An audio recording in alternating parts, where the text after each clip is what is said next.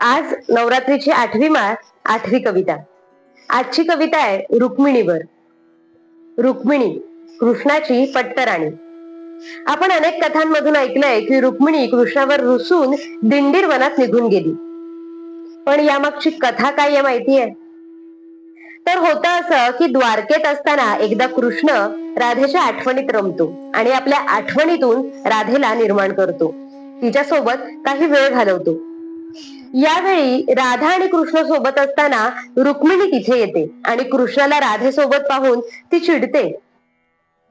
साहजिकच आहे, आपल्या नवऱ्यासोबत त्याच्या प्रेयसीला पाहून चिडणं ही अत्यंत नैसर्गिक भावना आहे. तर रुक्मिणी चिडते, तिला प्रचंड राग येतो आणि रागाच्या भरात कृष्णावर रुसून ती द्वारका आणि कृष्णाला सोडून दिंडीर वनात निघून जाते.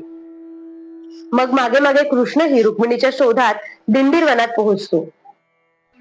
आणि इथेच दिंडीर वनातच एकदा पुंडलिकाच्या भेटीसाठी श्रीकृष्ण गेले असता आई वडिलांच्या सेवेत मग्न पुंडलिक दारावर कोण आलाय हे न पाहताच एक वीट भिरकावतो आणि त्या विटेवर त्याला जे कोणी आलंय त्याला उभं राहायला सांगतो. आई बाबांची सेवा करून झाल्यावर पाहिल्यानंतर साक्षात देवाला आपण तिष्ठत उभं केलंय हे पुंडलिकाच्या लक्षात येतं. पण त्याच्या आई वडिलांच्या प्रती असलेल्या सेवाभावापोटी कृष्ण त्याच्यावर प्रसन्न होतो आणि काय हवंय ते मागायला सांगतो. तेव्हा पुंडलिक कृष्णाने तिथेच त्यांच्या सानिध्यात भक्तांच्या उद्धारासाठी राहावं अशी इच्छा व्यक्त करतो आणि मग विटेवर उभा असलेल्या विठ्ठलाचा अवतार श्री विष्णू घेतात. कृष्ण असेल किंवा विठ्ठलाचा अवतार असेल, हे श्री विष्णूंचे अवतार अशी कथा आहे. कृष्णाच्या या अवतारातही, विठ्ठल अवतारातही रुक्मिणी त्याच्या सोबत आहे, पण रुक्मिणीचं मंदिर मात्र आपण वेगळं पाहतो. त्यामागचं कारणही हेच आहे की कृष्णावर रागावून निघून आलेली रुक्मिणी इथे भक्तांसाठी रखुमाई होते. विठ्ठलासोबत तिलाही पूजलं जातं, मात्र ती विठ्ठला सोबत त्याच्या बरोबर एका गाभाऱ्यात राहत नाही.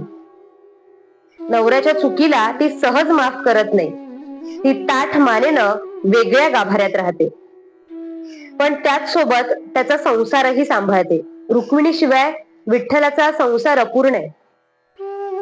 मंडळी, मला वाटतं संसारात नवऱ्याचं सगळं काही निमूटपणे मान्य न करता त्याच्या चुका दाखवणाऱ्या, वेळ पडली तर स्वतःच्या स्वाभिमानासाठी वेगळी वाट धरणाऱ्या प्रत्येक स्त्रीमध्ये आजही रुक्मिणीच दिसते. अशा रुक्मिणीवर कवयित्री अरुणा ढेरे यांनी कविता लिहिली, ती सादर करते.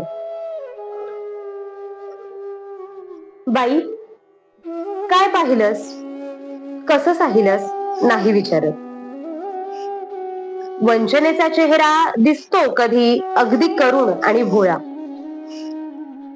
पण हे उमगण्याचं 6वं इंद्रिय असतंच ना प्रत्येक शहाण्या बाईला. म्हणून विचारायचंय ते नंतरच्या उलता पालथीबद्दल, तुझ्या खरपटीबद्दल. सोन्याच्या दिवसांनी उचललेला मेणा तुझा, तू कशी आलीस चालत द्वारकेहून इतक्या लांब पंढरपुरात?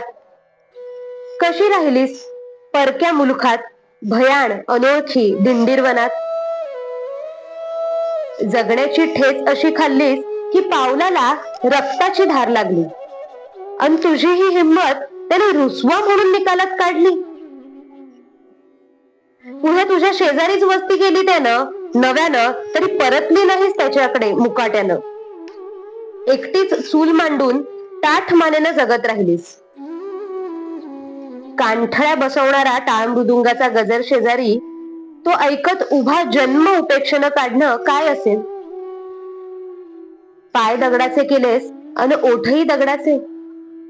बाई, तुझ्या कोनाड्यात आकांताचा पोत भडकलाच नसेल.